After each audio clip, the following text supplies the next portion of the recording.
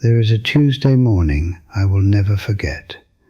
Not because something extraordinary happened, because everything ordinary stopped.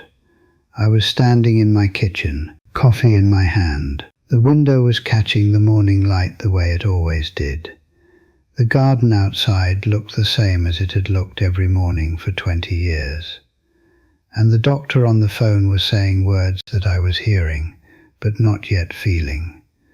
The way your mind receives news that is too large and delivers it to your body in installments, rather than all at once. Cancer. The word sat in the room with me for a long time after the call ended. The coffee went cold. The light moved across the kitchen the way light does, indifferently, as if nothing had changed. And I stood there, 74 years of living behind me, an uncertain number ahead, and understood for the first time what the word actually meant. Not medically. I understood it medically, soon enough. What I mean is I understood what it meant for the way I had been living, for the things I had been postponing, for the conversations I had been composing and not having, for the life I had been meaning to fully inhabit once things settled down. Things had not settled down in time. I want to tell you what happened after that morning. Not the medical details. I am not a doctor and this is not a medical story, but the other story. The one that happened alongside the treatment.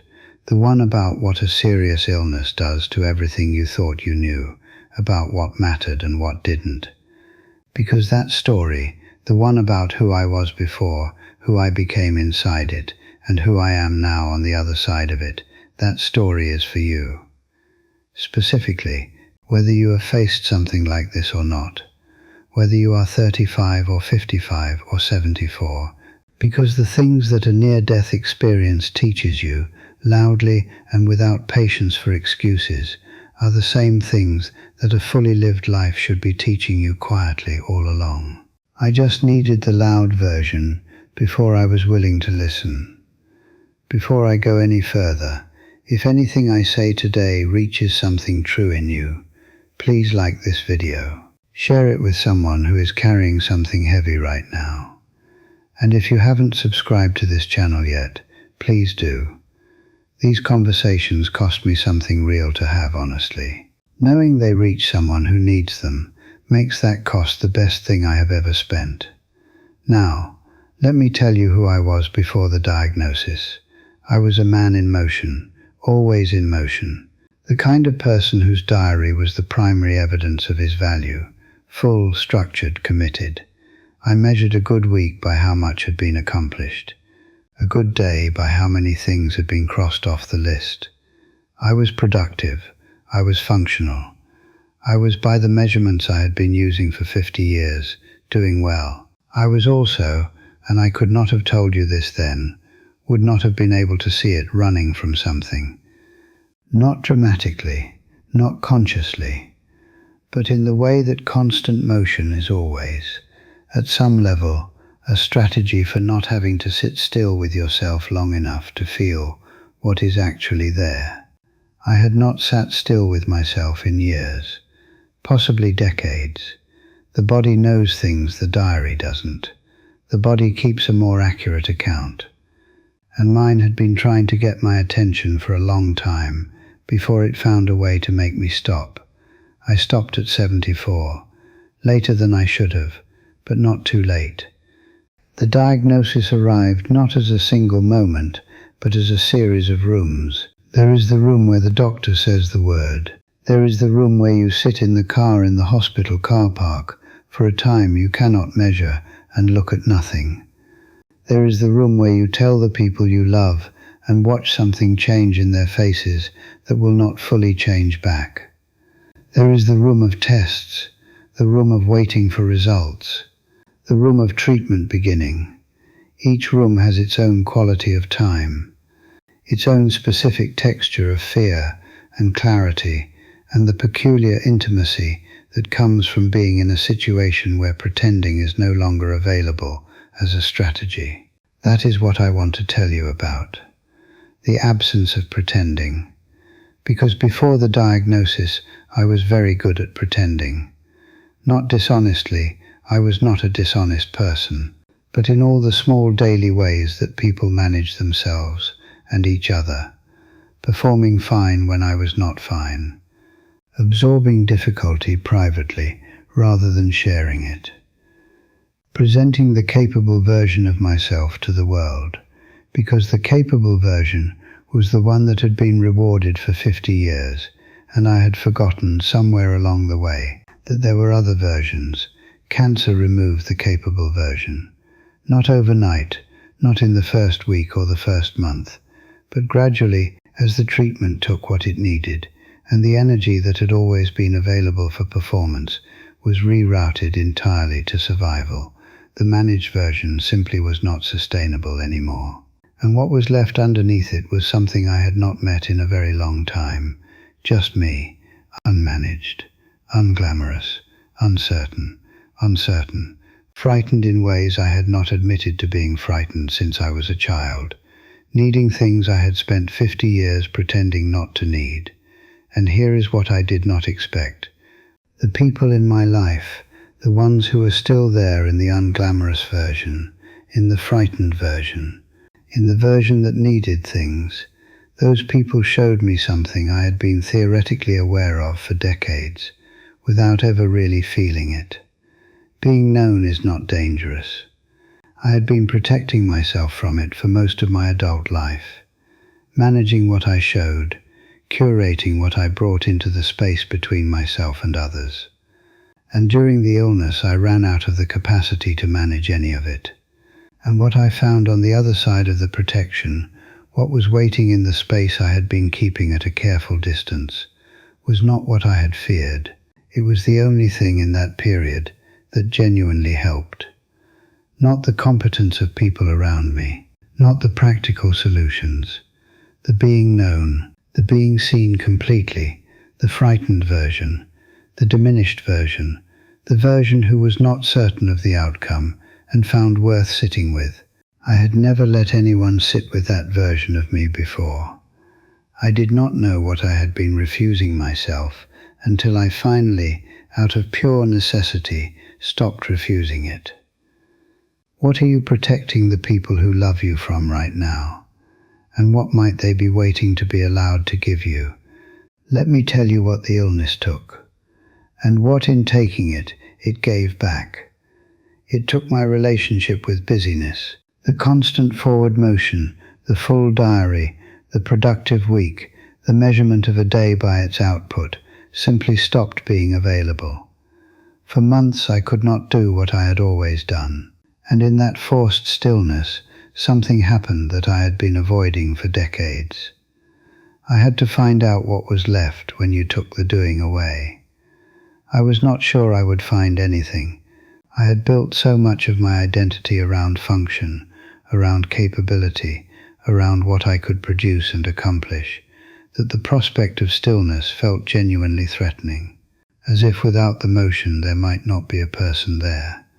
There was a person there, a quieter one than I was used to, a slower one who noticed things the faster version had been moving too quickly to notice. The quality of an afternoon, the specific satisfaction of a conversation that had no agenda. The way my wife laughed at something small, and how that small thing was, in a way I had never properly acknowledged, one of the finest things in my life. These were not revelations in the dramatic sense.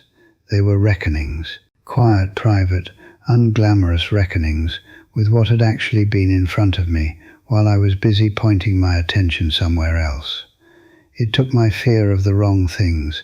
Before the illness, I had fears about failure, about judgment, about not being enough by the measurements I had accepted without examining them.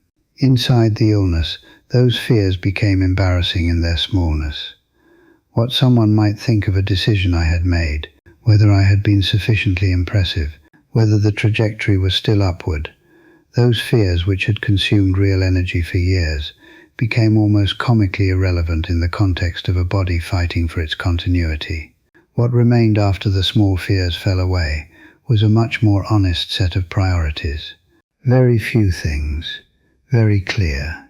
The people, the presence, the quality of the remaining time rather than the quantity of things accomplished within it. It took my postponements, every single one, not because I consciously decided to stop postponing, but because the diagnosis made the concept of later feel genuinely fraudulent in a way I had never allowed myself to feel it before. Later was no longer a real place. It was a habit of thought I had been using to avoid the discomfort of now, and in the absence of later, I found now, the only actual location available, and now, I discovered, was far richer than I had been treating it. Now I want to speak to you directly, very directly. You do not need cancer to learn what cancer teaches. I want to say that clearly. The lessons are available without the curriculum. The things I am describing, the stripping away of the unimportant, the clarity about what actually matters, the discovery of what is present when you stop running. These are not only available inside a medical crisis, they are available now, in the life you are currently living. But they require something that most people, that I for most of my life, find very difficult. They require you to stop, not permanently, not dramatically, just long enough to feel what is actually there when the motion is absent, long enough to ask the questions that the motion has been covering, long enough to discover what is underneath the capable, performed version of yourself that you have been presenting to the world. What is underneath it? When did you last check? I recovered.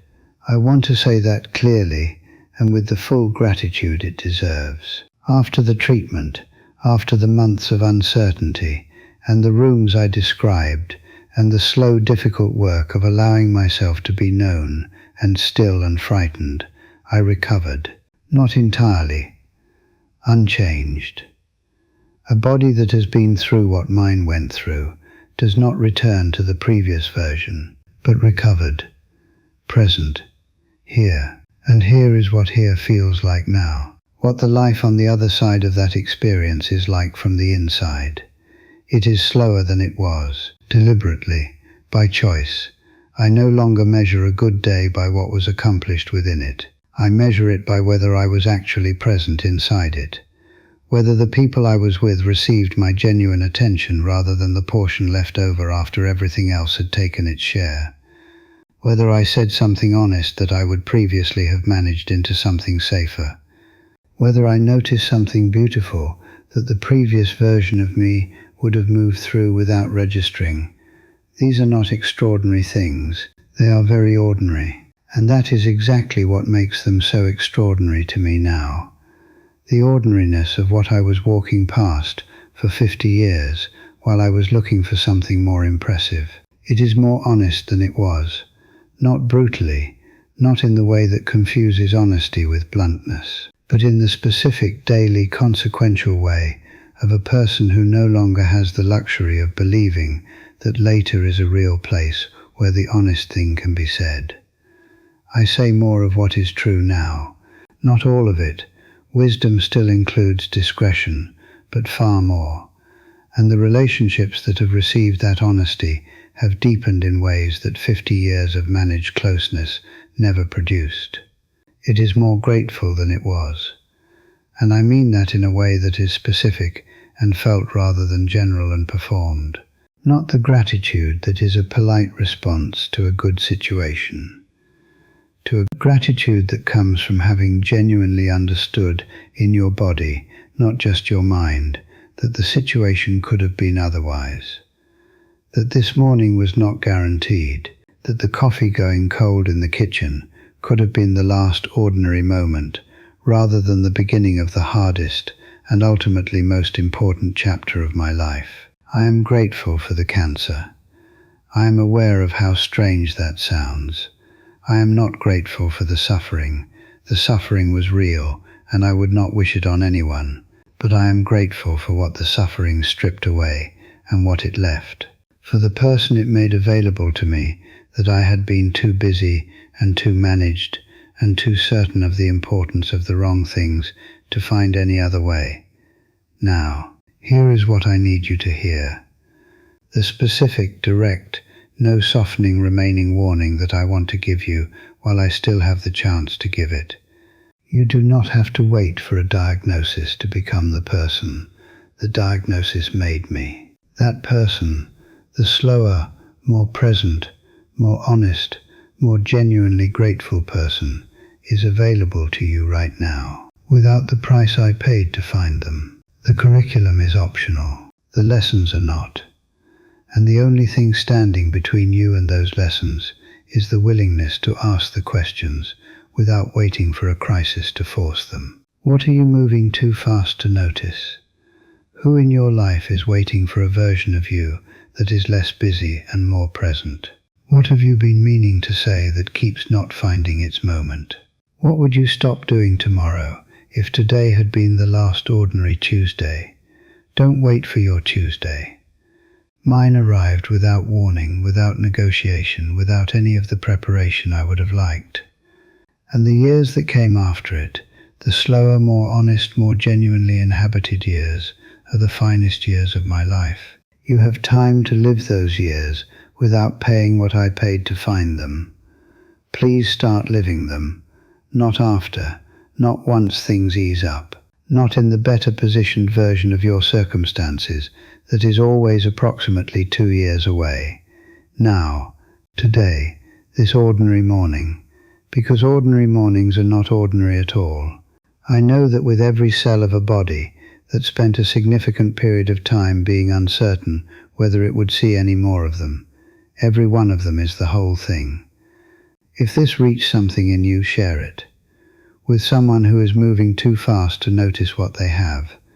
With someone who needed to hear that the unmanaged, unglamorous, genuinely present version of themselves is the finest version available. Like this video. Subscribe if you haven't. And leave a comment. Tell me what this made you want to stop postponing. I read every one. There is more to say. At 74, there is always more to say. And every morning I get to say it. I know exactly how fortunate that is.